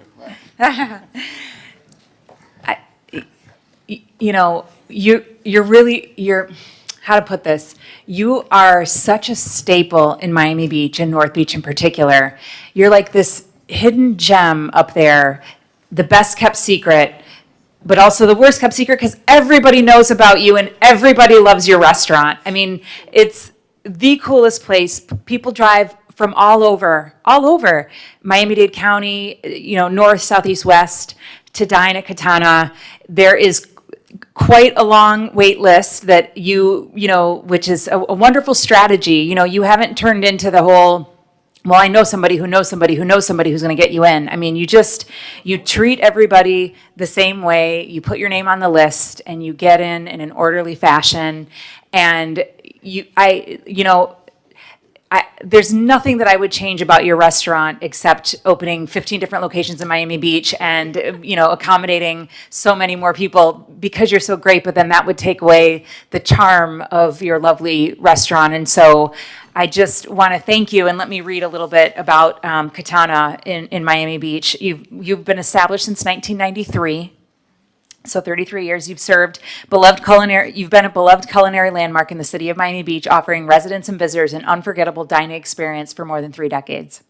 Katana has distinguished itself through its unique approach to sushi service, featuring streaming boats that carry fresh selections around the restaurant, an innovative Miami-inspired adaptation of the traditional Japanese Keiten sushi style. And with approximately 30 seats arranged around its iconic flowing boats, Katana fosters an intimate, interactive, and entertaining atmosphere that brings people of all ages together to enjoy both exceptional cuisine and a one-of-a-kind experience. And Katana has consistently contributed to the culinary and cultural vibrancy of Miami Beach, becoming a cherished staple of the community and a destination that reflects the city's creativity, diversity, and spirit. The city of Miami Beach recognizes Katana's long-standing commitment to quality, hospitality, and innovation, and celebrates its remarkable achievement of serving the community continuously since 1993. Now, therefore, do we, as mayor and commissioners in the city of Miami Beach, hereby proclaim May 6, 2026 as Katana Day in the city of Miami Beach. Never change, please, never change. So Monica and I are, thank you, Monica, for letting me co-sponsor with you. As you know, my daughter Julia is, possibly your most heavy user. We moved to North Beach in 2016 and discovered Katana, and we'd go every once in a while, maybe once a month, every 6 weeks, and loved it. And for those who haven't been, it is an old school, narrow, dark, delicious, affordable, vintage sushi joint. It's awesome. The boats go around on the little river and you feel like you're transported into this amazing world. The food is great. You never know who you're going to sit next to, and the wait is part of the experience. And so now that Julia, my younger daughter, is an adult and she, decides her own meal plans, she's probably there 3 times a week, as you well know. And so I've been trying to get this concept started. All of my grown-up peers think that it's a good idea, and Julia's like, no, that's not how it goes. But what happens is you go to Katana, you put your name down on the list, and then you have between, if you're lucky, a 45-minute wait and probably more like a 2-hour wait. So you go next door and you have a drink and play a game of Rummy Cube at Bob's Your Uncle, which is another amazing North Beach local business. And so I'm like, okay, so the whole experience is kebab. You're kebabbing. And Julia's like, no, that's not what you're doing. But I love what you're doing. And I can't wait to see you guys continue to flourish. And we are here for you. And we are so proud that, as Alex said, it's Small Business Week. And you guys have been holding it down for 33 years. And we expect at least another 33 years. So thank you for doing what you're doing and doing it so excellently and consistently, which is a challenge. Thank you. Would you like to say something? Yes. Well, I'm so honored to be standing here, especially in a room filled with crazy, amazing people. So thank you so much. And I'm accepting this on behalf of my parents because my parents came here 35 years ago with nothing, didn't even speak English. They just watched some movies about Miami Beach, fell in love with Miami Beach, and decided they were going to move here. And they tried a bunch of different things, and sushi just made the most sense because sushi wasn't a thing back then. There were no omakases. No one ate raw fish other than ceviche, maybe. And so in the beginning, it was really hard for them, but they kept going because they knew the quality of the fish. Japan maybe will be one day loved, and they found their community in Miami Beach. The people were amazing. The community was amazing.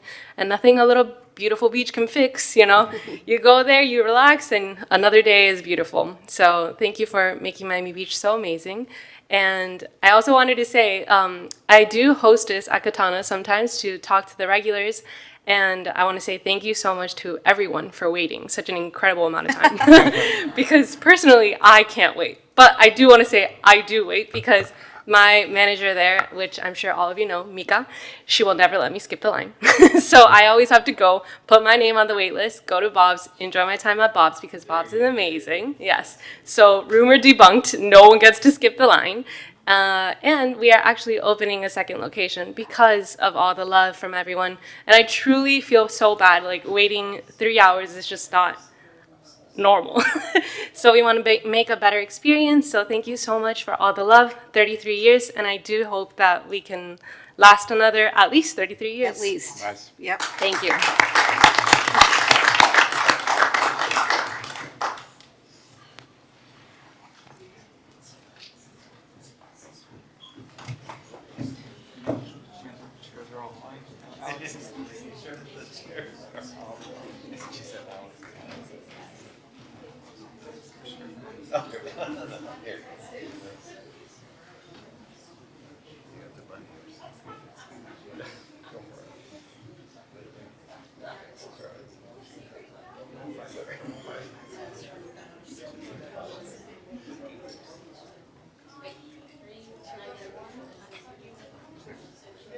Right, look at this camera. 3, 2, 1. All right, thank you. All right. Congratulations. And thank you for your beautiful assembly. We love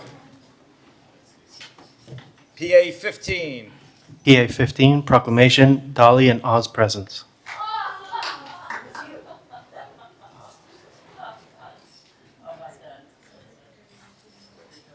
All right. So excited for this, Felicia. So nice. So I met Felicia maybe 2 years ago, year and a half, 2 years ago, because my friend Clotilde said, you've got to see this incredible gallery. It's like next to a pizza joint and a flower shop on 5th Street, which, as we all know, is a challenging urban corridor. It divides, it's a line of demarcation in the city. And it's incredible what this woman, like, she came from New York, and she's this grown-up who had a whole profession and career, and she came here and bet the farm on creating something new. And here we are 3 years later, and you've created something really remarkable. And my only regret is that I've not been down again to see you and hang out with you, because it is such a delight. I hear from Clotilde about all the great art that I'm missing, and I know for a fact that I'm missing good conversation with cool people. And that speaks to exactly what Dolly and Oz presents, is. And named after your parents, if I recall correctly. That is correct. And so everybody, this is Felicia Fraser. Hello. This has been so inspiring, and for everybody who has left and are still here, I just love this event. I feel so honored and so encouraged and inspired. Anyway. Well, exactly. I love your energy. Yeah, well, you should go to the gallery. I mean, listen, anybody who didn't know was down there, because it's not something that people just stumble across walking around doing their errands or whatever, generally speaking. It's worth investigating and checking out. So I guess I'm just speaking contemporaneously instead of reading the proclamation, because I'm covering all the parts. But so you created this venue, and it was originally an artist gallery. Your background is in publishing. And so what you have now created is a space, a literal physical space, and a platform dedicated to elevating both emerging and established artists through curated exhibitions and immersive creative experiences, including these amazing wind down Sundays where people just literally wander in. The artists might be there, interesting neighbors might be there, Felicia's there, people kibitz, they chat, they look at the art, they meet each other for the first time, they come back every Sunday. It's this incredible community. And talking about Blue Zones, this is exactly what a Blue Zone kind of community space is. It's not all about working out, but it's building community and space and connectivity among neighbors and people of disparate backgrounds. The gallery, it's a gamble, and we talked about this. You're like, well, I don't know if this is going to work. I really hope it does, because I really believe in it. And you've been thriving, and it's incredible.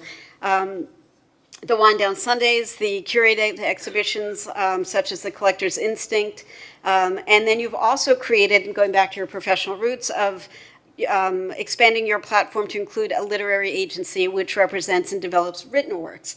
So that is super cool. And it's this really nifty hub that you've created through sheer force of will, personality, artistic vision, and connectivity. And I love it when people are doing things not because I'm not doing it for the gram. I'm doing it because it's something that speaks to me, and people resonate with that. So all hail, Felicia, all hail. So anybody who hasn't been, please go. It's Dolly and Oz Presents, as in Felicia's mom and dad presenting. I present to you, and it's really fabulous. And so, Felicia, now therefore do we, as mayor and commissioners of the city of Miami Beach, hereby proclaim May 6, 2026 as Dolly and Oz Presents Day. Thank you. And I don't know, obviously I want to hear from you, but did Barbara want to say a few words? Barbara Hulaniki? She just had to leave. Oh, you're kidding. Yeah. Clotilde, do you want to say a few words? Of course, always. Yeah, I know. So you should introduce yourself, Clotilde, also, because not everybody here knows you. Well, I'm in the neighborhood, and I'm just stumbling along Fifth Street someday, and then there's something that just pulls me in. There's something new behind the glass facade. And I have to say, Felicia she has really good people skills, and she pulls in people of different backgrounds. And you don't feel, sometimes you go into these galleries in New York, and people are just looking at their computers, and they don't even look up and talk to you and say anything, that white cube. And it's really not like that. It's a very interactive place. And we have actually one of our very talented photographers who's with us today, who's a total discovery for me. So thank you, Clotilde. She's brought us a lot. It's my neighborhood, and thank you. And just by way of context, Clotilde is a longtime Miami Beach resident. She was on HPB, DRB, sorry. She's on DRB, MDPL, as celebrated international journalist, an architect by training, an artist by creativity, and she hates when I talk about her, so this is really fun to torture her. So please, Felicia. Oh, well, I just, again, want to say how inspiring it is. I love this event. I'm going to come every time it's announced just so that I can learn and see and grow and be inspired. It's outrageously fantastic. So I wanted to create a place, a destination where you either stumble or you decide to show up and explore art from various different artists and backgrounds and disciplines, but also a place where you can discover a little bit more about who you are in connection to art, and in connection to storytelling, in connection to community, and in connection to culture. So that is the essence of what Dolly and Oz is. I'm really thrilled. This is an exciting time for me going into year 3, and I can't wait to get to 30. Because it's an evolution. It's organic. Everyone who walks in the door is welcome. And in order to make sure that people are always welcome, I created a wind down Sunday opportunity from 5 p.m. till 7 p.m. Usually by 7:30 or 8, I'm asking people like, I gotta go. And that's meant and built off of the old Parisian literary salons where people would just come in from all different backgrounds and all different ages and all different races and all different dynamics and just engage and talk about whatever it is of the day that they want to share. And lo and behold, they also love sometimes to buy a piece of art. Sometimes I have an artist come through the door that they get to meet. But mostly, it is about community. Mostly, it is about connectivity. I have a wonderful community, from Clotilde and Barbara to Nick and Annika, every age, every group. You come as you are. If you have your beach sandals on, people stand at the door and they say, I was like, come in, we're at the beach. That's what the beach is, right? So I'm grateful to be here today. I'm honored at year 3 to stand before. Thank you so much. Thank you so much, Tanya. Well, thank you for creating it. And thank you to the mayor. Thank you to the team. This has been extraordinary. I'm going to wrap it up, and I'm going to just marvel on top of this proclamation for like the rest of the year and beyond. So thank you so much. I appreciate it. Can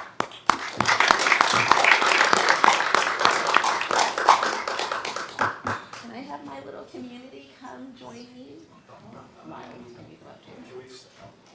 You can all come up. You can all come up. And thank you, thank you, thank you. So wonderful.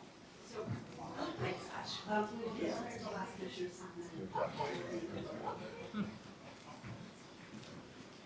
One of my youngest enthusiasts. Get a little closer. Oops.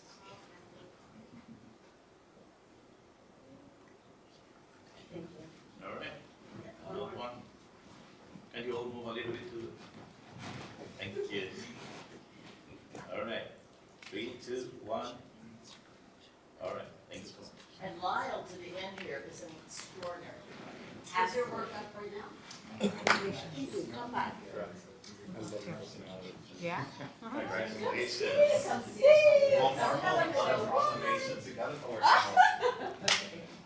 Thank you. PA7. PA7, Proclamation Hector Santos, Restoration of Royal Palm Barbershop, Fostering Community. Commissioner Fernandez. Thank you, Mr. Mayor. Hector, bienvenido. Gracias. It's truly an honor to recognize on behalf of Commissioner Dominguez, Hector Santos. Esta noche quiero hacerlo de una manera un poquitico especial para Hector, hablando tanto en inglés como en español, porque su historia merece ser entendida y sentida en ambos idiomas. I'm going to do this bilingual out of a courtesy to Hector. And what I love most about Hector's story is that it reflects something deeply American, deeply Cuban, but also deeply Miami Beach all at once. Lo que más me inspira de la historia de Héctor es que representa algo profundamente americano, profundamente cubano y profundamente Miami Beach al mismo tiempo. Royal Palm Barbershop has been a part of the Miami Beach community since 1969. And when Hector took it over in 2019, he honored that legacy while breathing some new life into it. La barbería Royal Palm ha sido parte de esta historia, de la historia de la ciudad de Miami Beach desde 1969. Y cuando Hector asumió el negocio en el 2019, honró esa historia, pero a la vez la tradición, mientras dándole una nueva vida, nueva energía y un nuevo sentido de comunidad a este establecimiento. And what he created became far more than a barbershop. He created community, he created a gathering space, a place for belonging. He created a place where people feel welcomed, where neighbors feel connected, where friendships are formed. Y es parte de la historia, ¿no? de todas las barberías, ¿no? Que creaste un punto de encuentro en ese negocio, un lugar donde las personas se sienten bienvenidas, se toman un cafecito y empiezan, como en todas las barberías, las conversaciones, a resolver todos los problemas del mundo. It's what happens in all the Cuban barbershops. And in all the barbershops, you sit down there, you start chatting, and you start solving all of the world's problems. And in many ways, small businesses like Royal Palm Barbershop are the heartbeat of our neighborhoods. Los pequeños negocios como esta barbería son el corazón, ¿no? de muchos de nuestros vecindarios. Son lugares donde le dan vida y puntos de conexión, ¿no? El alma de muchos de nuestros vecindarios. Y como hijo de exiliados, tu historia es una historia que resuena mucho para mí, que siempre llega al corazón, recordando los sacrificios, la valentía, la dignidad de tantos inmigrantes que llegaron a este país buscando simplemente una oportunidad para trabajar, para progresar y para construir una vida mejor. And that's what I love, is that like so many immigrant stories, you came to this country to work, to contribute, and to build a better life, live the American dream in our community. So Hector, thank you for your perseverance. Thank you for your warmth, for your entrepreneurship in Miami Beach, and thank you for elevating what it means to be a Cuban American in the city of Miami Beach through your business. Congratulations. Thank you. Thank you so much. Si quieres decir algunas palabras. Thank you. Bueno, Appreciate it. en nombre de la comisionada Laura Domínguez, en nombre del alcalde, los comisionados, pero más importante, en nombre de los residentes de nuestra ciudad, me es gran honor declarar hoy, 6 de mayo de 2026, como Día de Héctor Santos en la ciudad de Miami Beach. Thank you. You should know, Hector, a few times when I've seen somebody who's got a good haircut, and I say, where'd you get that haircut from? They got Hector Santos. Thank you. Really good face, too. It's true. Yes. I wanted to also say I lived for the first 13 years just a couple of blocks from your barbershop, and I have 2 daughters who had for a very long time short little pixie haircuts, boys' haircuts, and they had these big, beautiful cheeks and these big, big blue eyes, and they were drop dead gorgeous, and they always got the best haircuts from that barbershop. I think it was before your time, but you're continuing the legacy, and so every time I pass it, I feel warm and fuzzy. Thank you. Thank you. All Thank you. Thank you. right. Ms. Mayor, you want to come down? Ms. Mayor, you want to join me? Oh, thank you. Let's do it.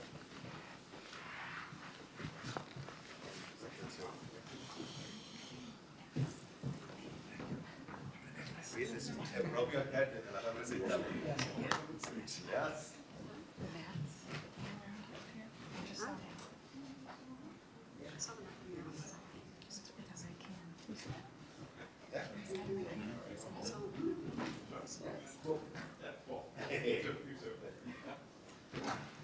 Three, two, one. And then last. Thank you. All right, another one, please. 3, 2, 1. Okay, thank you. How many businesses have survived in Miami Beach since 1960? Yeah, that's right. No,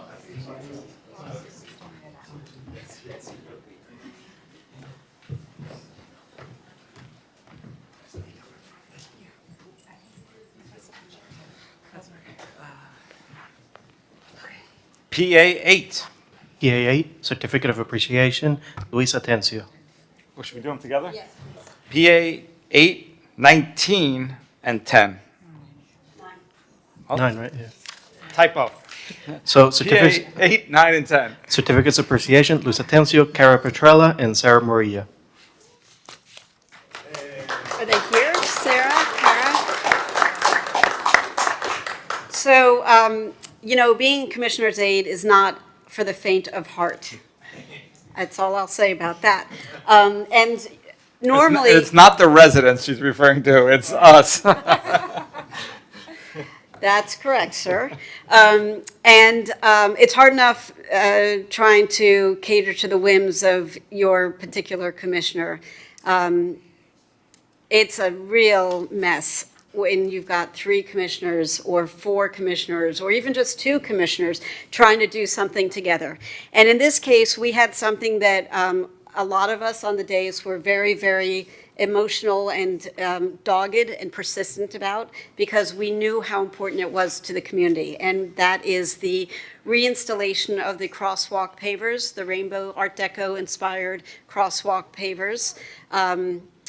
That symbolized our Art Deco community and the Leonard Horowitz color palette and our open-minded inclusivity and welcome to our LGBTQ friends, neighbors, colleagues, family, businesses, visitors. And if you may remember, it was originally installed in 2008. It was then reinstalled in 2019. I think I'm getting the dates right. It went from paint to pavers. And last October, our esteemed governor decided that he couldn't have that happen anymore. And so they were ripped out. The crosswalk, which is actually the safest intersection on Ocean Drive, was defiled and defaced and torn up and because we had to comply with state law. And there are quite a few of us on this commission who could not really let that stand. And so we came up with a plan, and we all had different ways of attacking it, and we all contributed to it. And what came out of it was a new rainbow sidewalk in Lomas Park that cannot be ripped up by the state because it's our park and it's our sidewalk. It is now a full rainbow, not just a functional crosswalk. There are also now rainbow benches that are there. There are rainbow bike racks that are there. And there is this beautiful historic, beautiful plaque explaining the history and significance of what happened at the crosswalk and then the sidewalk. And those things were sponsored by 3 different commissioners, co-sponsored by 2 or 3 other commissioners, and unanimously endorsed by the commission. So when this was going to be unveiled in advance of the Pride weekend, at the culmination of Pride week, that was a hard and fast date, so everybody was scrambling. And our aides got it done. They got it done in an incredible way, collaboratively with the 3 different offices and all the offices of the mayor and commission. We had state representatives there. We had county representatives there. We had I think almost all of our elected officials from the city of Miami Beach. The mayor was there. We had so many people there. The press was there. Neighbors who had been there for the original installation in 2008. And Kara and Sarah and Luis made us all look really good, and they made it look really easy. And that is really hard to do, because none of us are easy to work with. When you get a couple of us, multiples of us working together, it's chaos. So our aides often go unsung heroes, and so I wanted to publicly commend our aides. So Cara Petrella, if you want to come up, and Luis Atencio is not here, and Sarah Murillo. Sarah works with me in my office. Cara works with Commissioner Fernandez in his, and Luis Atencio works with Commissioner Magazine. And so this certificate of appreciation basically tells a much shorter version of the story that I just told. So congratulations. You guys are awesome. We are all super lucky to be working with you, and I don't think any of us takes it for granted. Thank you. Commissioner Fernandez. And Commissioner Bott, thank you for recognizing our aides, because our names appear on the plaques, our names appear on the legislation. Our names are the ones that appear on the city's website and everything that we do. But behind everything that we do are those dedicated public servants who make our work possible.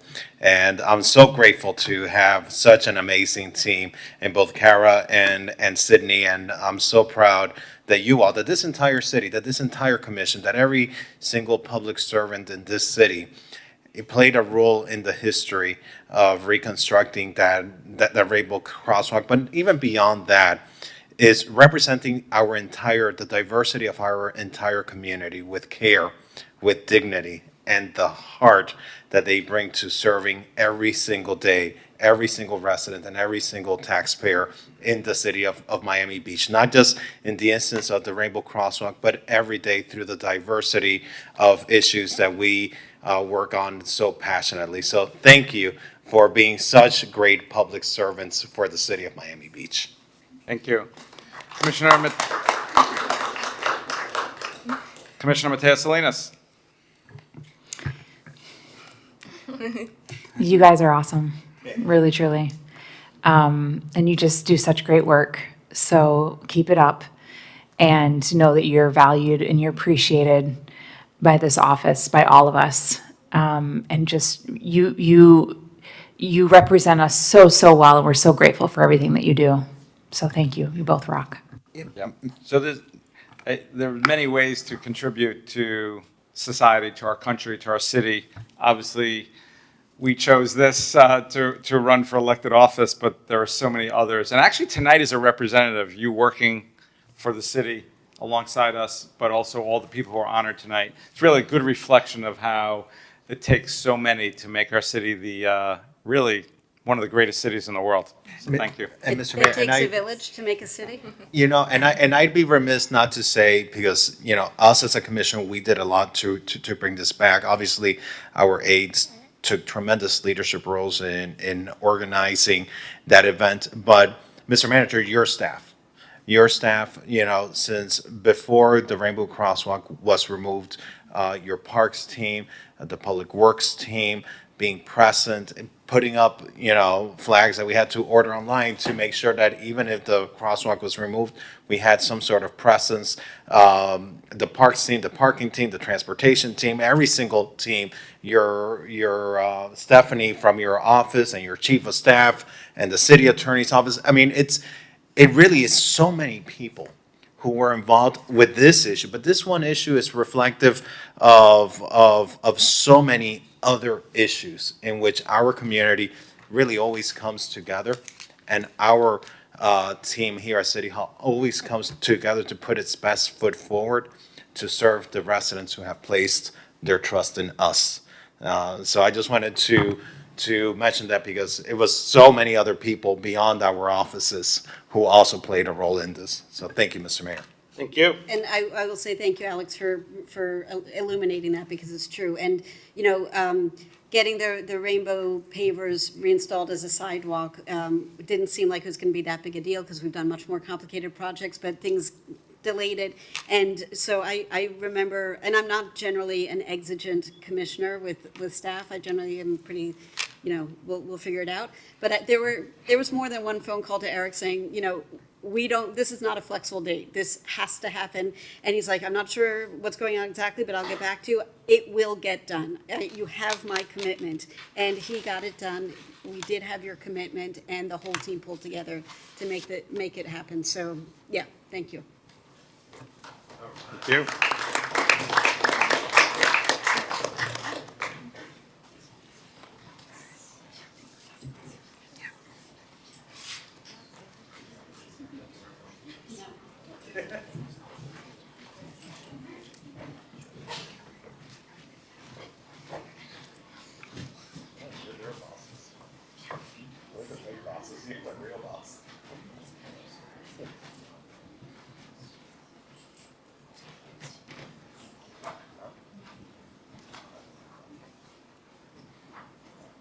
Okay, look at this camera, please.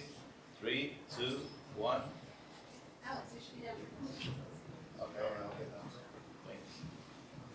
Why don't we all come down here? Let's just all come down. One big happy family. Yes, let's go, Mr. Manager. Let's go. All right.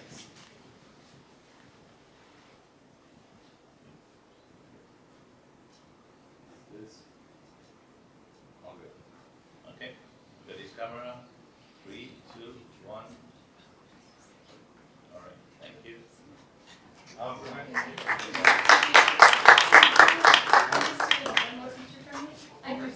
Good work, guys. Oh, whatever. Yeah. Whatever is easier. Okay, of course. No, I don't mind.